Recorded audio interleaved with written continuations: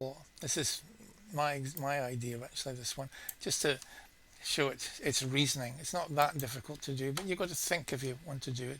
It's something that probably, if you were, I don't know, maybe a mid-teenager, you might be able to solve it. It's not that hard, but you have to think about it. A toy balloon weighs 5 grams and it's filled with helium. It is released in the air. Determine the diameter of the balloon so that it will hover in mid-air, neither rising or falling. So this question is about buoyancy. So it's going to have to use some reasoning to solve this problem. Um, the answer is 20.8 centimeters, but we'll see if it's about 21 centimeters. And I've also checked that on other AI, so let's see if it can get the answer. Put the voice on. We'll put Heather on this time.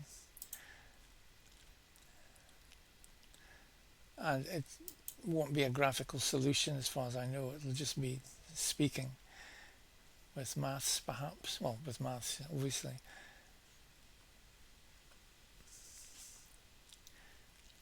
So it'll have to work out the buoyancy Hovering force. helium balloon, finding the diameter given information quantity value, massive balloon, empty, m sub b equals 5, text equals 0.005, text density of air rho subtext air equals 1.225, text divided by m cubed density of helium rho subtext equals 0.1606.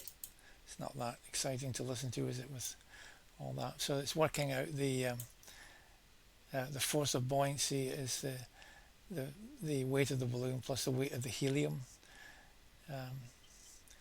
It's got little g due to gravity in each term, divides through by g, and you get density of air times the volume. Now we're actually wanting the volume here because we want the diameter of the balloon. If we get the volume, we can get back to the diameter. And that's mass of the balloon, density of helium times the volume again. So step 2, so it's split it into steps, solve for the volume. Now once it's got the volume, assuming it's spherical, it's like 4/3 pi r cubed, isn't it? So should be able to, or pi up in 6d cubed, of course. That's the engineering way of doing it. We do it with diameters because you can't measure radius, can you? You can measure diameter easily, but radius is, you need to divide the diameter by 2. It's easy to measure diameter. So I get an answer of 20.8 centimeters, which is absolutely spot on. And now just for fun, what I'm going to do is going to run this again, and I'm going to use one of the Olama models and see if it can get it right. So it might well fail, but let's see. Rather than just switching the model, which I could do, and then it might remember the history. I'll start at the program again just to be fair. So I'll put in an Olama model. I'll just put in Minstrel 3. That was the one I was using previously, and so that's totally free, so it's not costing me anything because it's not online. I put exactly the same question about the balloon. A toy balloon weighs 5 grams and is filled with helium. It's released in air. Determine the diameter of the balloon so that it will hover in mid-air, neither rising nor falling. I'll not put the text-to-speech on, I'll just wait. There's the conversation. It's a really nice window, isn't it? The Nova Assistant.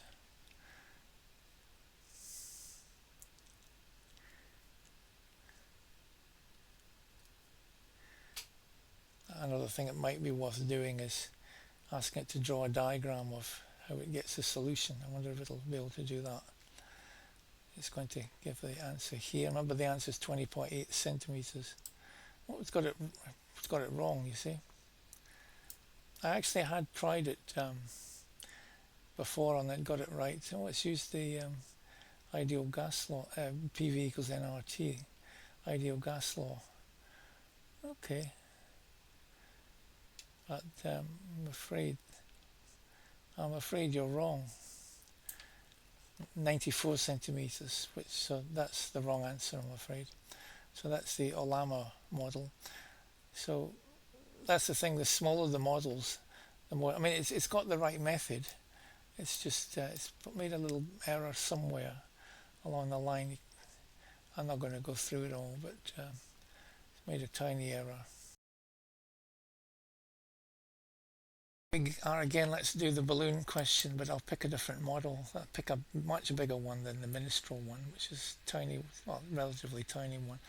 Let's pick one that's 30 billion weights.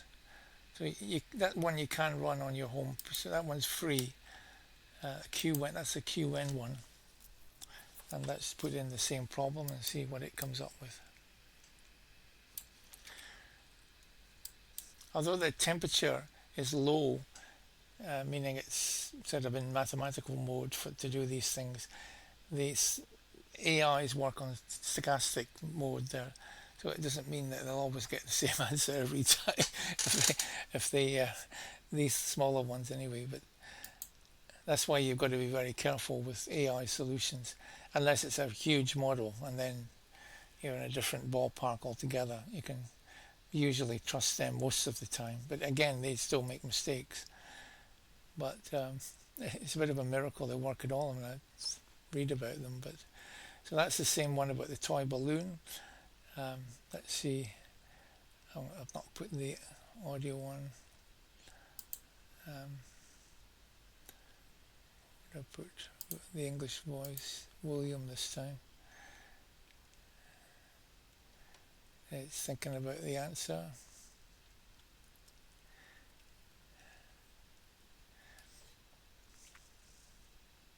So it's running local, it says here. This model's running on my computer, it's not running off the internet. You can still do a lot of things, it's just you've got to, when it comes to tricky things, they often get them wrong, these ones. But this one might work because it's 30 billion parameters. Sub B due to air displaced by the balloon. Gravitational force F sub G due to the weight of the balloon and the helium inside. For the balloon to hover, these forces must be equal. F sub B equals F sub G. Step 2. Express the force's buoyant force. The buoyant force is given by F sub B equals... Anyway, I don't have to go any further because it got it right. 20.8 centimeters.